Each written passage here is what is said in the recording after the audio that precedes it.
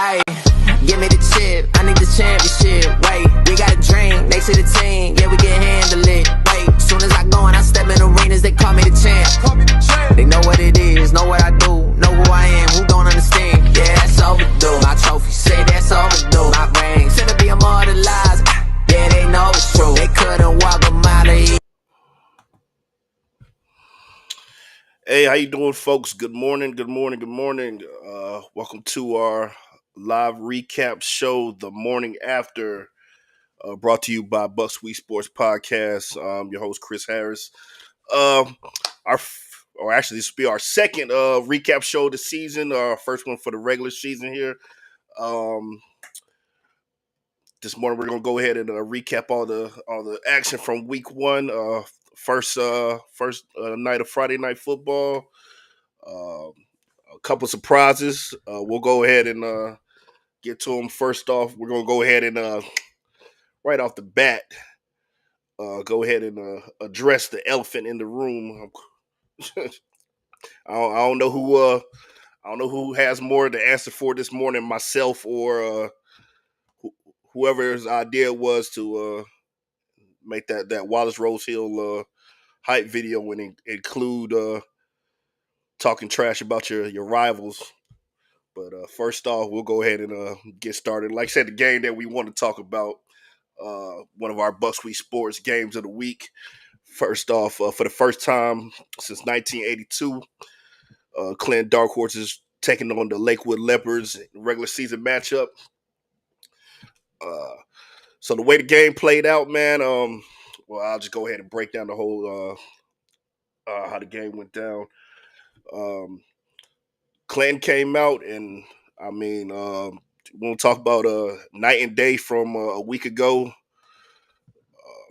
Played a played a played a great game. I'll go ahead and say it, played a great game, especially on the defensive side of the ball.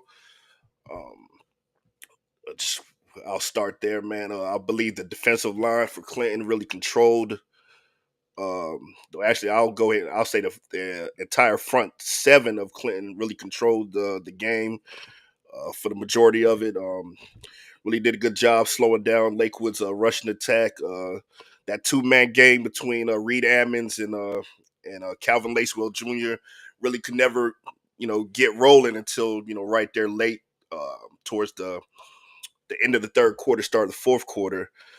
And if you think about it, outside of some busted coverage on a long pass play in the first quarter, Clinton's defense was pretty solid for the entire game.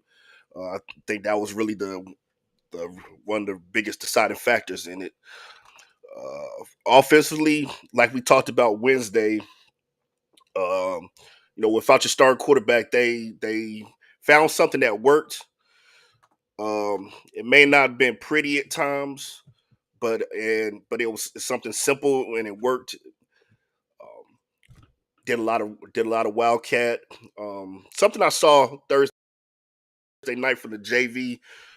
They must have seen something with Lakewood's defense where they were to they really liked the outside like quarterback sweeps, and they were putting guys like Jonah Boone and Jaden Williams and Gavin Miller into that wildcat, and really hitting on the outside runs. Like I said, you weren't going to see anything crazy out the offense without the quarterback, but they found something that worked, and they stuck with it. And like I said, it wasn't pretty at times, but it got the job done. Worse, they did have some issues with some penalties, holding calls, kind of wiped out a couple big plays. But like I said, for the most, they found something and they stuck to it and it worked. For Lakewood, man, offensively, like I said, couldn't really get anything going for the most part, and you got to credit Clinton's defensive line, or just that front seven in general, for the most part, for never really giving Lakewood a chance to establish a rhythm or find any offensive consistency. Lakewood's defense, for the most part, I mean, played well considering the situations that their offense and their special teams. We definitely got to talk about the special teams. put them in real quick. Looking at that first half, Lakewood's offense only got one first down, and of course they had the long touchdown pass. But uh, special teams was special teams played a huge part in this game. For Lakewood, just disastrous. Let's talk about the kickoff coverage first. Kickoff coverage, Cleveland was able to really get some good field position on two of their opening drives due to just bad special teams coverage. But the really Achilles heel for them all night was just the long snapping between the long snapper and the punter. Just really could never get anything. A lot of mistakes, a lot of bad snaps over the head, either too high, too low, and it ended up making a couple of really big plays that. I mean, really, if you think about it, I mean, if that could have been that basically was the deciding factor in this game. You think about this punt that bad snap that led to the safety, the bad snap that led to just horrible field position for Lakewood. So something we talked about them at the Jamboree having some issues with some snaps, and it seemed like they got it together as far as the quarterback, center quarterback exchange goes in that shotgun, but didn't get to see them, practice special teams in the Jamboree, and like I said, that just really hurt them Friday night. But yeah, that's basically the good and the bad from both teams. Looking at it, moving forward. If you're Lakewood, you really got to think about um, if you're going to do some personnel changes or what. Maybe have Reed was able to do a quick kick, like a little quick kick later on in the game. Have somebody like Reed back there who's more accustomed to handling snaps and who's more, I guess, capable if something goes wrong with a snap to make a play. I think the punter didn't really have a lot of experience. Once he that one play where it ended up being an intentional ground and just really looked like he wasn't comfortable, didn't know what he was doing.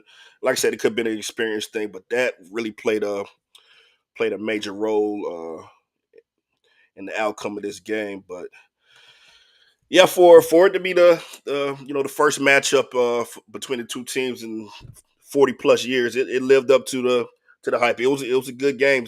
Like I said, sloppy at times, but if you're a Clinton fan, you're happy this morning. If you're Lakewood fan, not so much. Like I said, I know I was going to hear a lot of get a lot of comments about my criticisms last week, and I own up to it. I mean, like I said, I saw what I saw. I'm not. I mean, like I said, I apologize Wednesday about how I came off, but I mean, the reality is I saw what I saw, and I'm glad they looked a lot better last night. One of the things that was funny to me is the the ones that I guess they thought I was gonna be mad that Clinton won. I was like, no. I said, you really, you really don't know me. I mean, that'd be kind of weird. Like I said, I was upset last week, but any diehard fan, if you walked away from last week happy and smiling, you're lying. Trust me, you're lying. And if you're not, I would like to see how you behave on a Saturday and Sunday when your favorite NFL team's playing and they're not doing so hot. Like I said, we've all done it before. So, but like I said, I'm happy the guys got right. Still got some work to do. Like I said, it wasn't the cleanest game. Like I said, you did have some issue. You had a lot of penalties. Had turnovers on both sides, but like I said, what really stood out to me was that Clinton defense, and particularly that front seven. But real quick, I forgot to let y'all know, man. Definitely feel free to comment any observations or anything you guys want to any questions. I know I'm pretty, like I said, I'm pretty sure I've heard it all. I heard it all last night, man. So it's all good. Like I said, I tell the kids to be able to deal with criticism. So I would be a hypocrite if I say I can't deal with it myself. So yeah, if you want to give me a hard time, give me a hard time. It's all good. Real quick, pull up the. I don't see the comments yet. Let me see if I get them up here.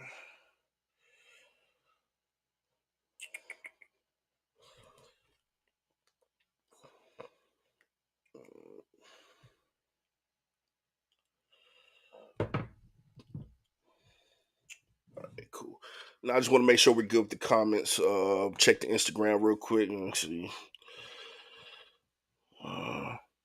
Yeah. So we forget Ross is all in the game. Hey, look, no, I said, nah. If you want you want to give me a hard time, give me a hard time. It's all good, man. Like I said, it's all. I mean, it's football. It's straight football. I understand that sometimes what we do here. Um, it gets, I guess, the lines get blurred and people. I understand we push positivity, positivity, positivity, but in the course of, this is a football, this is a sports podcast. So we are going to talk about the games. We're going to give our observations. And like I said, I kind of just ripped apart, Lakewood's a special team. So, I mean, it's not always going to be, it's not always going to be positive. Like if it's something bad, we're going to talk about it. And, I said, hopefully for the Lakewood faithful, that's something they really focus on this upcoming week, and they could get it right. But we'll talk more. We'll talk more about that this coming up Wednesday as when we preview these next week's games. But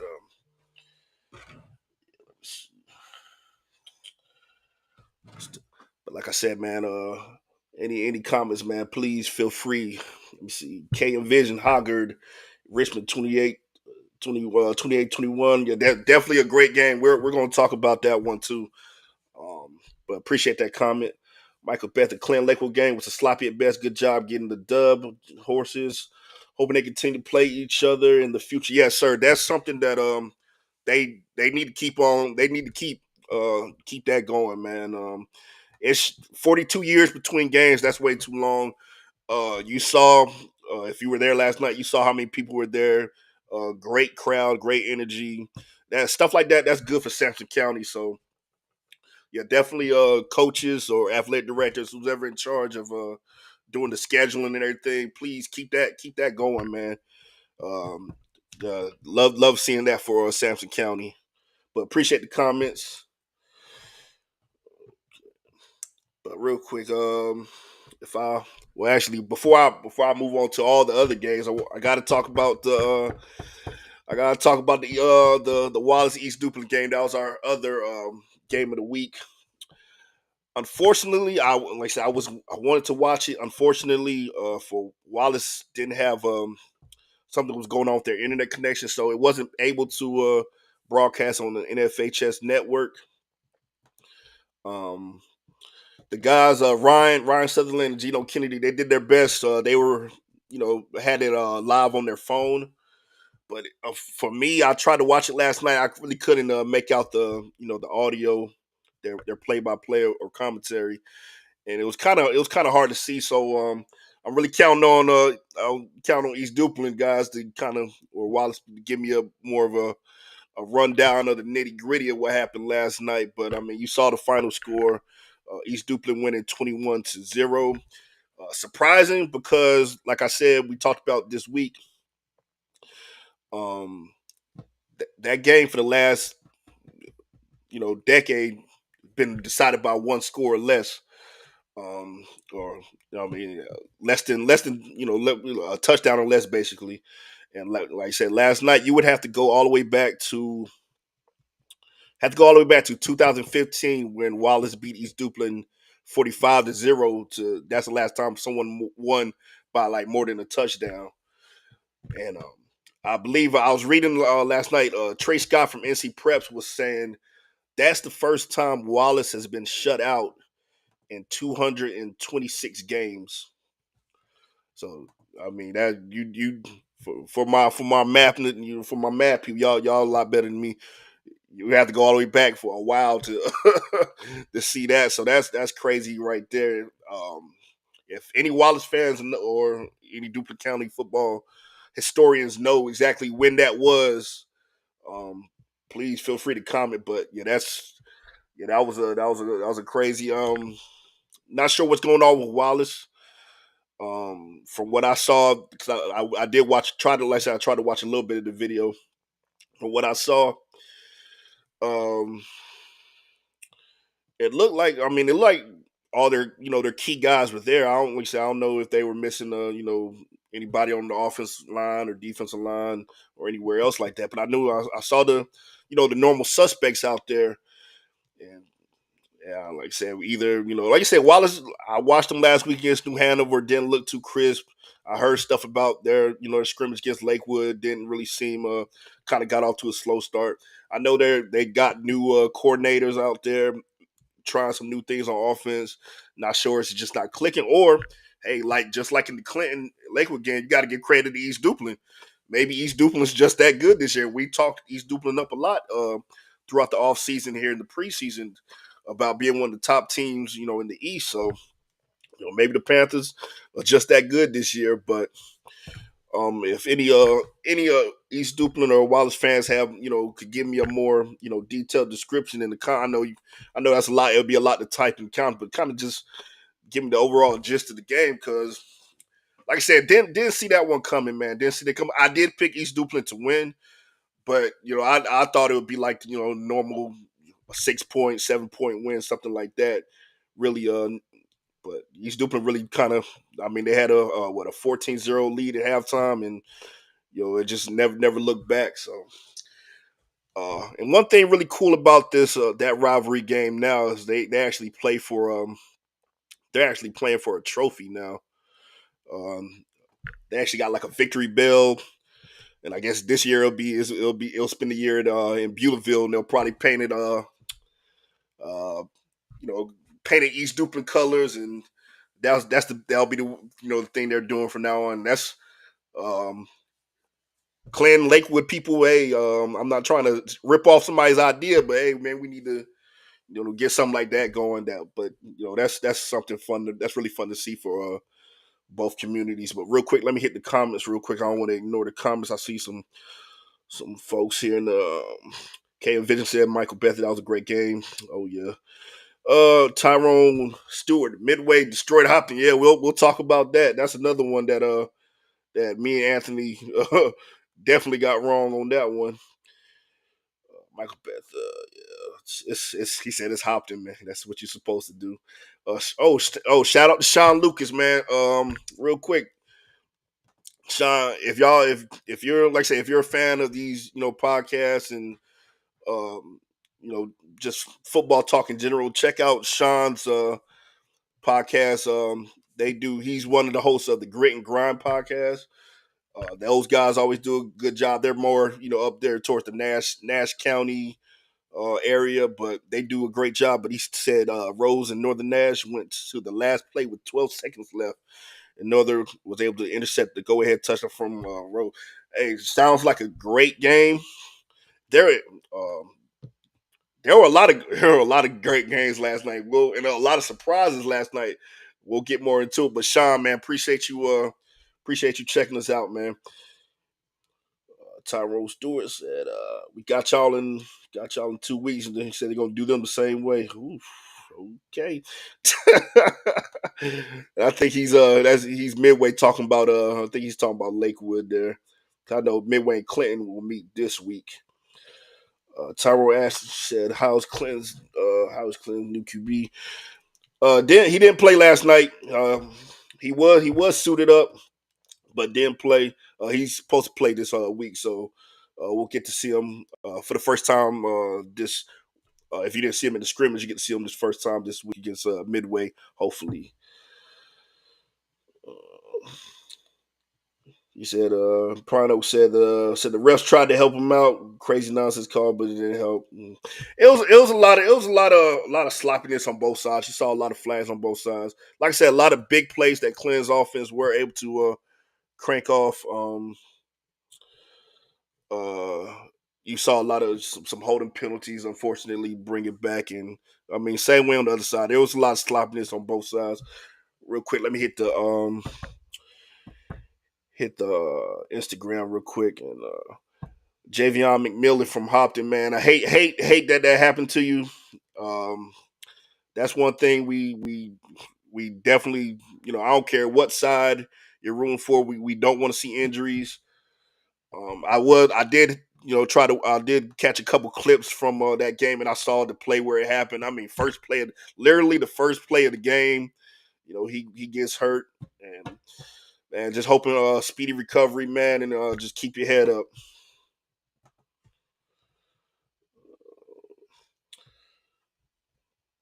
Real quick, but like I said, appreciate all the comments. Cam Vision said Reedville lost. Yeah, I honestly I don't know why people are so surprised. I mean, Reedsville was taking on Northern. They're taking on Northern. They took on Northern Guilford. Norfolk Guilford's that's a strong program.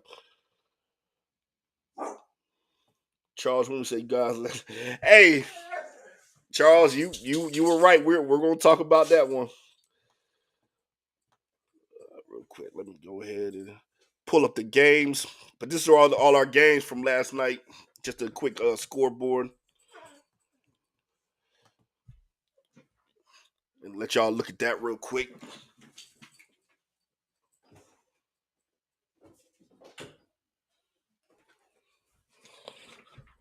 Sorry, I had to let the dog out the room. Man, he was barking.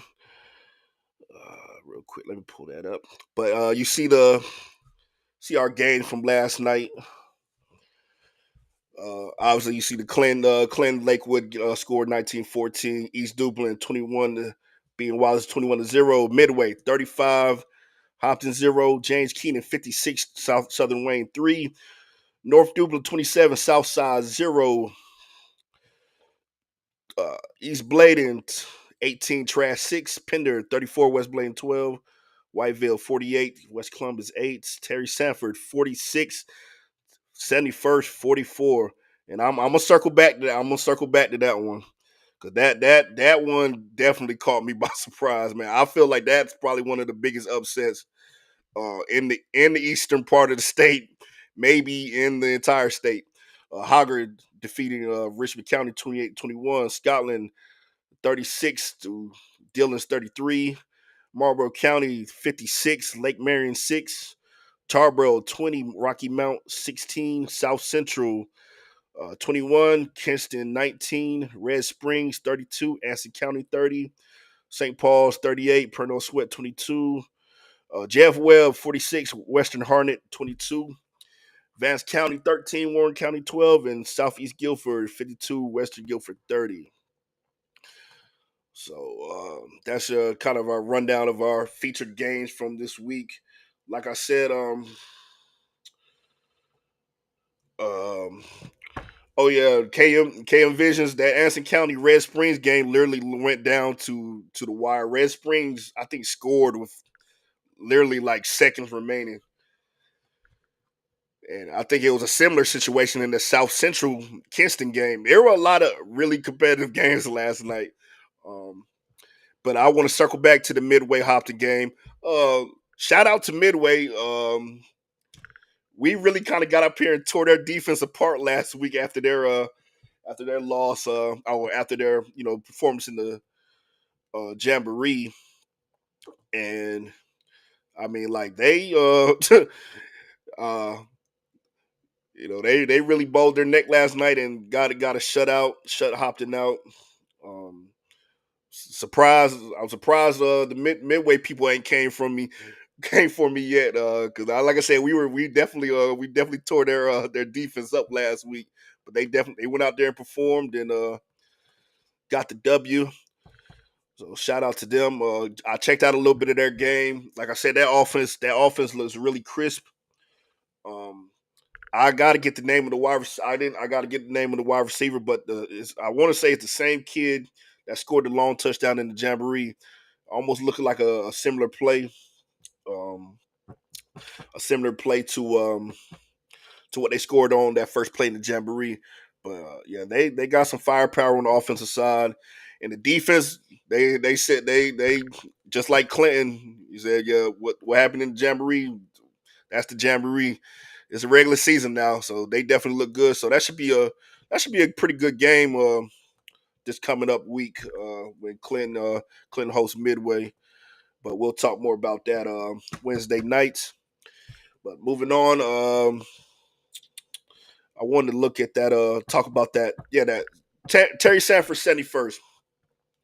I was trying to get all the scores together for the scoreboard here, and that one, like I'm going on Max Preps, and that one I thought it was a typo at first. I said, hold on, I gotta get confirmation because that's and I looked on. I knew it was on High School OT live last night, and I went up there, saw it on the page, and yeah, Terry Sanford hit a game-winning field goal, 30-yard field goal, right there at the end.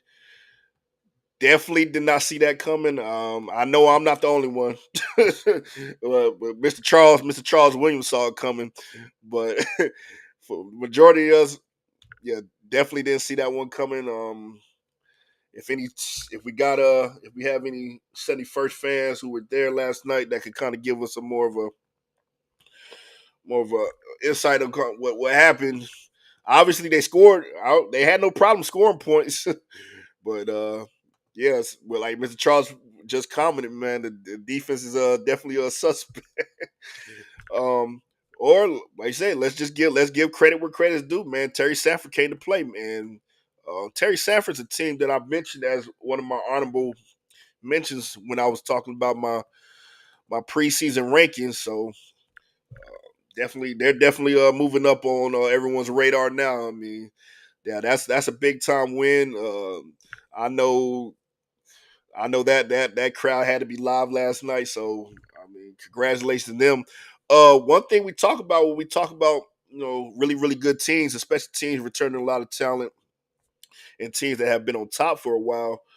One of your biggest your biggest nemesis is complacency. You got complacency. The kids they hear how good they are, and they keep on you keep on hearing everybody talk about that, and they start to it starts to go to your head a little bit, and you think you could just show up on Friday nights, and the other team's not going to show up just because the name on your jersey. And last night, we found out that's not the case. Let me see. And Charles Williams said Sonny First is running back number one, had 5 touchdowns. Yeah. Oh, he's a player, man. He's definitely a player. That's Jason Franklin. Yeah, he's a stud, man. But definitely gonna have to see a little bit more from the defensive side of the ball, and that's a wake up call for them. They'll get it. They'll get themselves together now. I mean, they'll. I feel sorry for whoever they play next week because they definitely got to be fired up and ready to ready to get back out there. It's going to be a long week of practice for them. I know that because I'm pretty sure the coaches aren't too happy about them giving up 46 points. Yeah, I was reading about Terry Sanford's quarterback. Terry Sanford's quarterback he seemed like he did it all last night. It said 197 passing yards, 3 touchdowns, 97 yards rushing. And from what I read on High School OT, Charles, I think he caught it. He caught a pass too, from what they were saying. But he was their player of the game. Yeah, that was a big time surprise. Hoggard versus Richmond County. I saw some comments this past week. Easy win for Richmond County. Not so much. Hoggard definitely um, made a statement last night. Big time win for them. They were one of my teams to watch in their classification, and they definitely and what's scary about them is they're not a they got a lot of juniors and sophomores in prominent roles. So these next 2 years are going to be really exciting watching watching them. But they're going to be something else. that Scotland Dillon game, that's another game we talked about as far that border, that North Carolina South Carolina border war. But yeah, big time win for Scotland. I heard the freshman running back scored the winning touchdown. If anybody could confirm that, I know the kid, he just got a shoot before he even played his first varsity snap. Already had a scholarship offer from UNC. But that's a big time win for Scotland County. And a lot a lot of people were riding with Dylan on that one, myself included. So big time win for Scotland, man. Definitely keep an eye on them. The South Central Kinston game. That's I was checking out some updates from them. With Trey Scott and them at News Sports. Uh, Kinston had some turnover issues. It looked like a couple of interceptions. But impressive win for South Central, especially with a new head coach. And there's a lot of talk around Kinston in the offseason. Their guys showed up though. Their guys definitely showed up. Tyreek Copper had a big time game. He had 11 receptions, 220 yards receiving, and a touchdown. So he definitely did his thing. But that's gonna be interesting to see that Kinston Wallace game next week. With what's going on with Wallace Rose Hill, they could definitely be looking at a 0-2 start to start the football season. That'll be big. Let's see what else. The Red Springs Anson County game. I was following Chris Styles from the Robeson. He was doing some updates, and yeah, that one came down to the wire. So big time. Shout out to Coach Tim Ray and Red Springs, man. Big time win. Good way to start the season off. Even if you starting the season off 1-0, man, that's always a good thing. Probably have to circle back and see check the stats, but you like to see that. You like to see that gritty performance right there, not giving up, playing down to the wire, and coming away with the W. Oh yeah, Mr. Charles. I was just about to mention them. I was reading up on the St. Paul's Perno Sweat game, and one of the more notable performances of the night. McBride had 179 yards, 3 touchdowns. Big time way to start the season off for them. My 5A predictions ain't looking too crazy now, right, Mr. Charles?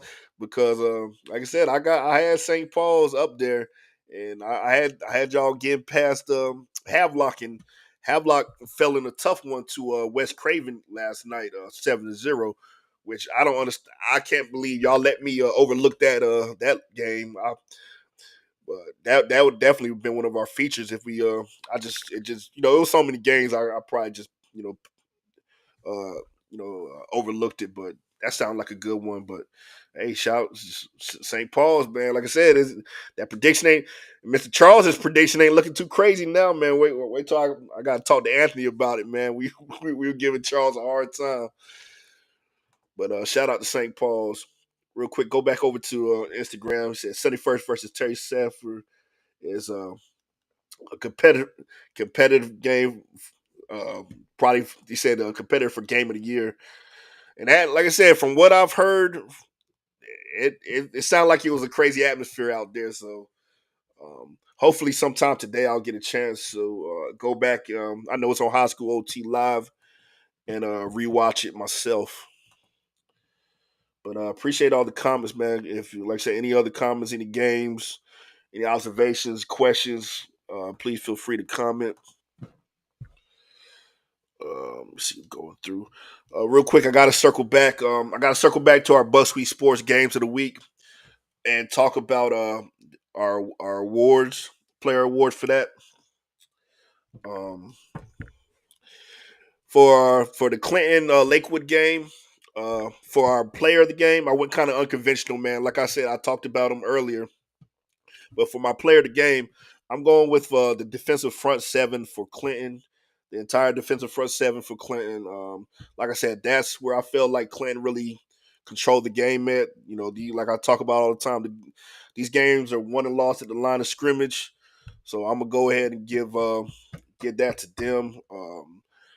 Just like I said, an awesome performance by them. Really controlled that game. Really made Lakewood's offense uncomfortable. Really took them out of some things they like to do, and like I said, just really basically just dominated, man. Uh, like I said, I include the linebackers, all the linebackers in the defensive line. Defensive line was doing their job, and allowed the linebackers, Jaden Williams, Demarius Pugh, um, Nathan Barton, all those guys to fly around and do and able to make plays. And when your defensive line's doing that, you keeping your linebackers clean. Yeah, it makes the game flow a lot better. But yeah, definitely. So shout out to the entire Clinton defensive front seven. Big time win last night.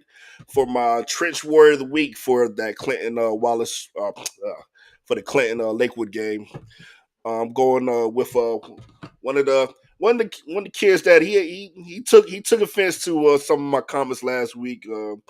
He definitely let me know he didn't like what I was saying, but um he actually messaged me the next day, after he said he went watched the film, kind of seen, what we was talking about, and he said he was gonna make sure it was right this week.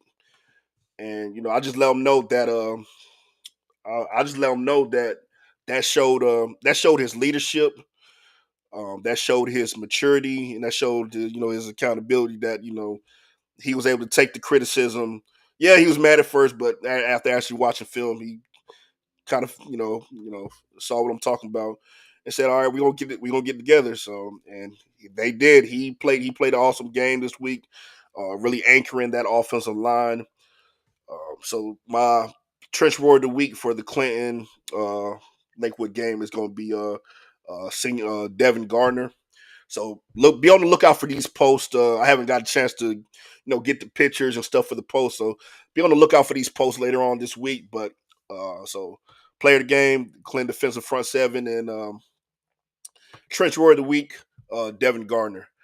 For the East Duplin Wallace game, like I said, I wasn't able to watch, so I relying heavily on a couple East Duplin guys that I know to kind of give me who they felt were player of the game. Uh, and what was told to me, Aaron Hall and uh, Keyshawn McKinney will be your players of the game for that one. Like I said, I'm still waiting on actual specifics and stats and stuff like that. But those were the guys that were identified, to me by East Duplin friend that was at the game, that watched the game, and I trust his opinion. For the trench word of the week for the East Duplin Wallace game is going to be Jacurry. It's going to be Jacurry Hill for East Duplin.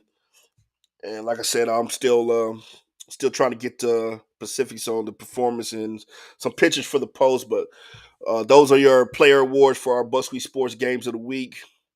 So just be on the lookout for those posts this upcoming weekend. Be sure to congratulate those young men for a great performance Friday night. Great performance. Let me go back, Mr. Charles. Mr. Charles, he said he said we're still going to be 71st. Hey, Charles, like I said, man, if week one is any indication of how crazy this football season is going to be, then your bold prediction may not be so. Yeah, it may not be so bold. Now you might be on the money, man. I ain't putting nothing past anybody else for the rest of the season, man. Because like I said, last night was crazy. Last night was definitely crazy. Let me see. Also, Charles said, number one wide receiver Purcell had a touchdown. All right, Boozy Bell said should have added Clinton's to Clinton's kicker. Like I say, with all the struggles that Lakewood had on special teams, you could kind of say the exact opposite for Clinton. We did have an issue with a bobble snap. Um, right there on the field goal attempt before the halftime. But for the most part, outside of a big kickoff return there towards the end, Clint's special team was pretty sound. Oh, and we did have one blunder. I don't know what what happened on this one play, but Lakewood punted, and there normally there's you got people have a coaches have a call that they make for if it's a high punt and it has a threat of hitting one of our players. There's normally some type of alert call so everyone could move out, move, get the hell away from the ball.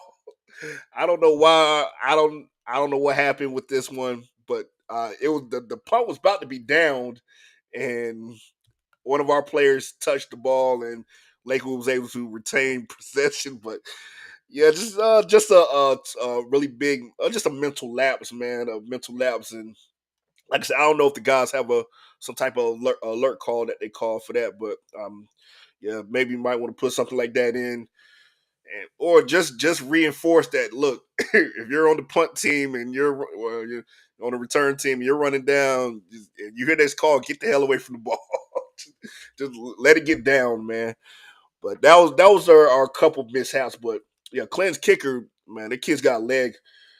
That first field goal he hit, 40-yard field goal, probably would have been good for a little bit further as well. Um, and then as far as his kickoffs go, when you got to like I said, special teams is tough in high school. Normally, a lot of times you'll have you want to get some of your other kids, your second teamers in there to be on the coverage team. So sometimes you don't have your best guys, your number one guys out there. So coverage is always iffy. But one thing that always kind of removes that is if you got a kicker that can kick it into the end zone. And Clinton's got a guy that can boot it into the end zone. So that's just one less thing you have to worry about as far as coverage goes. But yeah, that kid's got a leg. Uh, Definitely looking forward to. Like I said, that's always something good to have. Like I said, for Clinton, you got the kicker. I believe he was punting too, and you didn't really have any issues with your long snapper. So those are three solid. I mean, you got those three things. That's as a coach, that's one less thing that you have to worry about. Opposed to looking at the other side, with the struggles that Lakewood had in their special teams. Real quick, Charles Williams says St. Paul's Bulldogs will win the 5A state championship. Hey, hey, Charles, I definitely got. Like I said, I picked y'all preseason to go. So definitely not. Hey, if like I said, if last night's any indication, man, it's gonna be a crazy football season for sure. Shout out to Coach Brandon Maynard in the comments said Spartans and Wayne on Monday. Yeah, that was one of our games that the only game that got postponed yesterday, and then it was just a water main. A water main broke, so unfortunately, like they had to let school out and cancel the game or postpone the game till Monday at 7 o'clock. I said, well, good news, man. All of Sampson County, Monday Monday evening. You want some Monday Night Football? Head down to Union. Check out Union taking on Spring Creek. So that'll be the game I'll be checking out this Monday, and I'm glad because at first I said that with watching the Clinton going back and forth between Clinton and East Duplin, I wasn't going to be able to check Union out. So at least I'll be able to check y'all out Monday night. But yeah, all of Sampson County, man, go up, and especially Spartan Nation, go out there and support Union Monday night taking on Spring Creek. But let's see. Any more no more comments there. Let's see. But yeah, I'm gonna go ahead and kind of wrap things up, man. Because I probably should. I worked third shift last night, and I probably should be asleep. But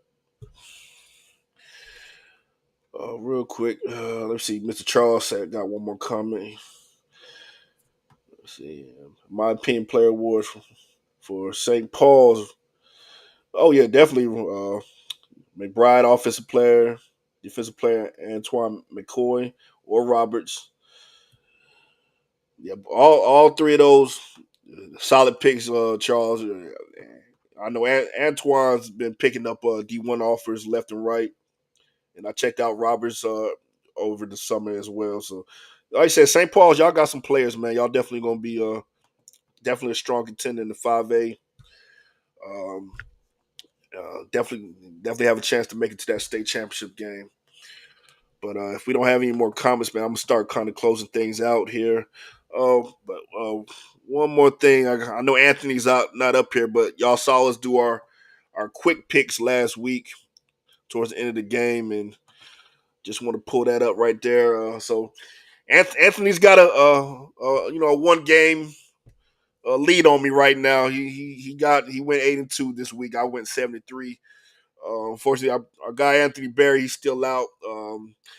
We'll give him some extra picks whenever he comes back, so he can catch up and we can even things out. But that's kind of where we stand right now, as far as the picks go. I think the only ones Anthony got wrong, he got the Red Springs Anson County game wrong, and the Kinston South Central. I missed on the South Central in Kinston, and I missed on the Warren County Vance County game, and I missed on the Western Guilford Southeast Guilford game. So that's where we're at in the picks so far. We're gonna keep this going throughout the season, and like I said, the winner we'll play for like we'll whoever like your favorite restaurant will play for a gift card or something like that. Um, me, unfortunately, I'll be out the country, so I won't be able to use mine. So I'll probably just if I were to win, I would probably just donate mine to one of the players, one of these players out here, or one of our loyal followers like Mr. Charles Williams. So Charles, I may have a gift card for you at the end of the season. But I'm gonna go ahead and start wrapping things up, man. Appreciate those who tune in with us for our little recap here this morning. Um, we'll be back Wednesday night. Uh, Wednesday night, 7 o'clock. We'll have a whole new list of games to talk about. If I have any suggestions or any for our game of the week for week 2, comment them down below. So who needs to get the week 2 get Buck Sweet Sports game of the week? I haven't had a chance to run through the schedule yet. I'll probably do that later on today. But yeah, like always, man, I love the fan input. So give me some games that should be our week 2 games of the week.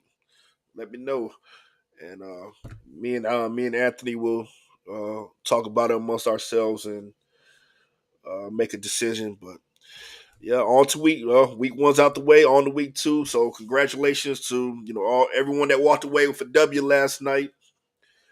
And if you didn't win last night, I mean it's a long season. You know what I'm saying? So perfect time to get right next week and keep it moving. But once again, man, I want to shout out to everyone that took the time to listen with us. All the people that took the time to comment. Definitely appreciate all the support. Continue to support the page, like and share this video. If you know anyone who likes high school football, especially here in Eastern North Carolina, and don't know about this page, man, definitely share it with them. Let them know about it. Hit that follow button, and like I said, we got one week down, and like I said, y'all just try not to stress too much about it, man, and sit back and enjoy it because. Like always, man, football season, it flies by. We're like I said, we're through week 1, and before you know it, we'll be in December talking about state championship matchups and whatnot. So definitely looking forward to getting back with the guys next week and having some more discussion, ruffling some more feathers. But once again, man, appreciate y'all listening in, man. I'm Chris Harris signing off for Buck Sweet Sports Podcast. Y'all enjoy the rest of y'all weekend.